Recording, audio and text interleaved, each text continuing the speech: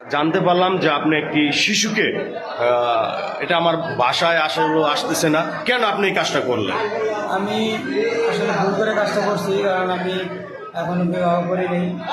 হ্যাঁ, তো আমার মানে ওইরকম একটা ওইরকম একটা ইচ্ছা ছিল। পরে যখন দেখছি যে না, ছোটো মানুষ ভয় পাইছে বা ব্যথা হয়েছে, তখন আমি আসলে সেটা করে দিচ্ছি। আপনি কি বিবাহ করেছেন?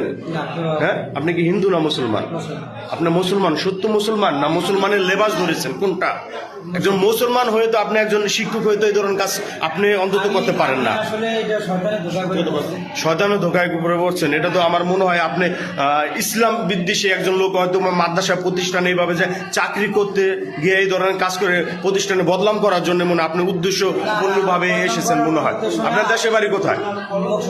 হ্যাঁ, এর আগেও কিন্তু একটি ঘটনা ঘটছে। আমরা আমাদের এই কুতুবপুর ইউনিয়ন কেশবপুরে এই মুকসুদপুর এলাকা থেকে কিন্তু সে এসেছিল। তো আপনি কি, আপনাদের কোনো আর সদস্য আছে এরকম যে এই অনৈতিক কাজ করেন মাদ্রাসায় গিয়া?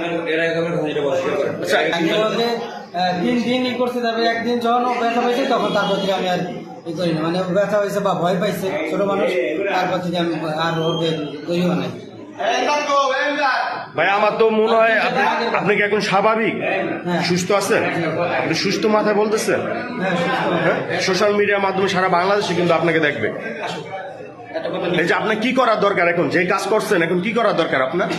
আমি আসলে এটা ইচ্ছে করি ওরকম ভাবে আমি করি নাই, মানে সত্যিকার অর্থে ওইভাবে করি না। আমি সরকারের ধোকায় পরে একটু ভুল করে ফেলাইছি।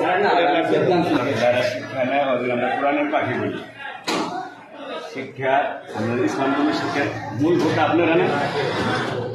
আপনারা যদি গরু করে খারাপ কাজে লিপ্ত থাকেন, দেখেন একমাত্র সারা আমরা জানি বা সমস্ত খারাপ কাজ